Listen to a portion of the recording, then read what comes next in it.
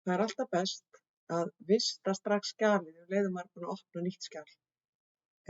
Til þess að bæði að gefa því nafn, en líka til að ákveða hvar það á að vera, til að við finnum það aftur. Við byrjum á að fara hér í File, inn upp í bláa og veljum Save As.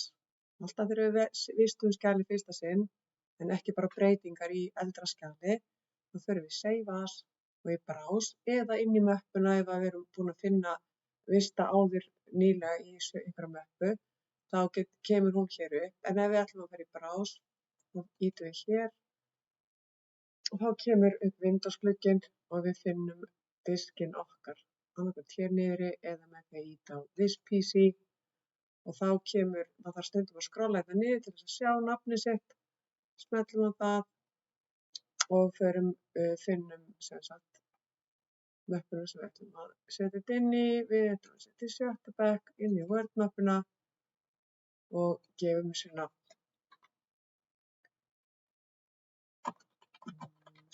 Strák, segi Sagan strák til þess að vera meira viss, af því svo ef ég gerir margar sögur og það heiti einhverju öðru en hinar. Svo ýti ég bara Save. Þá kemur nafnið hér uppi og ég veit að ég er búin að vista. Síðan þegar ég skrifa inn í þetta og er búin að gera einhverjar breytingar, þá borgar sig alltaf að fara upp í File og Save, eða það sem mér finnst best að nota og þið getið séð upp á töflunni, ef veggnum fyrir hliðina á töflunni, að halda niður Ctrl-takkanum og ýta á S. Þá vistast skjalið.